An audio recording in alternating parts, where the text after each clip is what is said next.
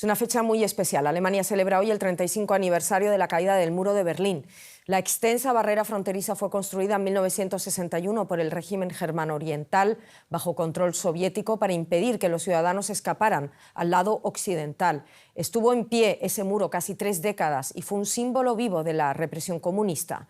El famoso levantamiento popular y pacífico del 9 de noviembre de 1989 llevó al derribo de ese muro y con él a la caída del régimen comunista. El río Spree y al fondo el Bundestag, sede del Parlamento alemán. Este tramo del río formaba parte de la temida frontera entre Berlín Oriental y Occidental. Ahora sus orillas son escenario de una colorida instalación llena de mensajes de paz para conmemorar los 35 años de la caída del muro de Berlín. Tras la Segunda Guerra Mundial, Berlín fue dividida por las potencias vencedoras y en 1961 las autoridades de Alemania Oriental, controlada por la Unión Soviética, empezaron la construcción de un muro fronterizo que se extendería 170 kilómetros. Poco antes, el líder comunista de la RDA negó que existieran planes de levantar un muro. Nadie tiene la intención de construir un muro. El muro fue concebido como una barrera de protección antifascista según el régimen de la RDA. Pero la frontera fuertemente vigilada debía impedir que miles de ciudadanos de Alemania Oriental huyeran a Occidente.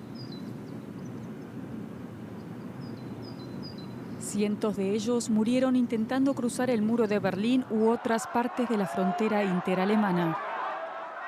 En 1989, los alemanes orientales exigieron más libertad, inspirados por las políticas reformistas que Mikhail Gorbachev implementó en la Unión Soviética.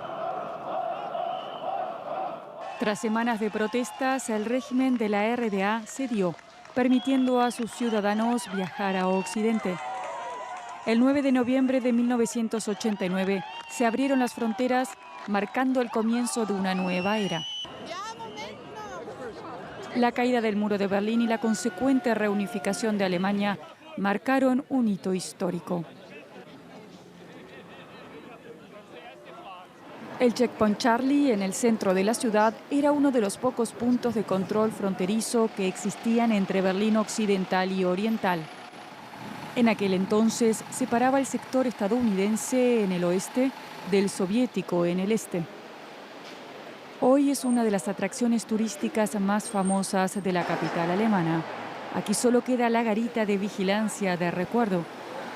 En otras zonas de la ciudad todavía se pueden ver rastros del muro. Una marca visible en el paisaje urbano y un recuerdo silencioso de una ciudad antaño dividida.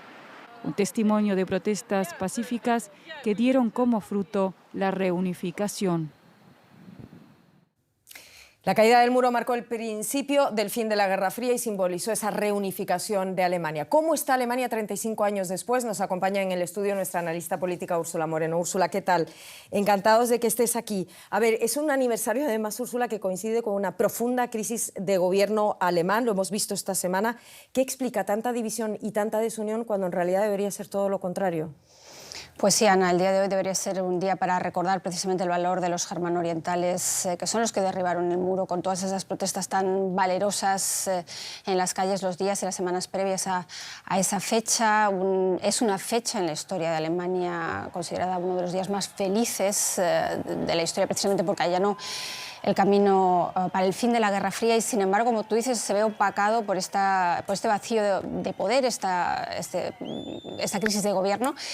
Que realmente, no nos olvidemos, este tripartito que arrancó hace 3 años, en diciembre serán 3 años, al principio se vio pues eso como un experimento innovador y ha sido eso, un experimento que desde el principio ha estado plagado de problemas, básicamente porque son 3 partidos, es algo inédito en la historia alemana y el socio menor, los liberales, nunca se han sentido cómodos en esta coalición con los socialdemócratas y con los verdes. La situación explotó, yo diría, en verano, con la presentación de esos presupuestos para el 2025. Desde entonces la cobertura mediática se ha centrado solamente en esas zancadillas mutuas, en esos consensos que nos alcanzan, esas negociaciones, noches maratonianas, en donde el canciller intentaba que tanto verdes como liberales llegaran a un consenso, y explotó definitivamente cuando el vicecanciller, el ministro de Finanzas, Christian Lindner, presentó un proyecto de reactivación económica. No olvidemos que Alemania está sumida en una recesión, es algo grave, y esos 18 puntos prácticamente atentaban contra todos los principios verdes y socialdemócratas.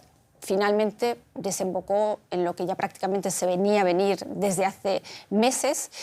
El canciller echó a su ministro de Finanzas el martes, y lo hizo de una manera realmente inédita en la historia alemana, con palabras muy duras, hablando de traición personal por parte de su ministro de Finanzas. El próximo día presentaron todos los ministros liberales, entregaron sus carteras, y desde entonces tenemos un gobierno en minoría, con el panorama de elecciones anticipadas a la vuelta de la esquina, pero yo diría que la sensación es de alivio generalizada, tanto por parte de la población como por parte de los círculos del gobierno.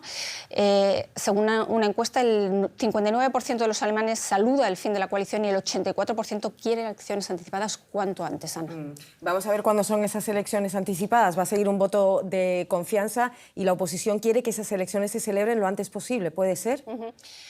Eso es lo que quieren, eso es lo que piden, eso es lo que exigen. La presión sobre Olaf Scholz es cada vez mayor, porque él quería presentar una moción de confianza en enero y elecciones anticipadas finales de marzo o principios de abril, y esperaba la colaboración del principal partido de la oposición, pero los democristianos, los conservadores, y Friedrich Merz, su líder, al que ya todos ven como el próximo canciller de este país, no quieren esperar. ¿Para qué? Si las encuestas les son favorables. Así que la presión crece. Es muy probable que la moción de confianza se presente quizás ya incluso la semana próxima, Ana, y que tengamos elecciones anticipadas quizás en enero. El caso es que la Comisión Electoral también le ha pedido a Scholz que por favor no precipite esas elecciones, porque podría haber serios problemas a la hora de organizarlas, porque están todos esos días festivos de por medio. Úrsula, nos quedan 39 segundos, pero me gustaría recordar otra noche importantísima, la de los pogromos de terror nazi de 1938, donde cientos de judíos fueron asesinados. Guerra en Gaza, ataque de Hamas contra Israel y auge del antisemitismo en Alemania y en Europa. Se ensombrece también esa conmemoración por todos esos factores. Exactamente, el 9 de noviembre, todo hay que decirlo, de 1938 es la contraparte de lo que ha sido el 9 de noviembre de 1989. Y es evidente que los actos antisemitas en Alemania han aumentado durante este último año, y en toda Europa también. Eso es un hecho, Ana. Y aquí lo dejamos. Gracias por su atención.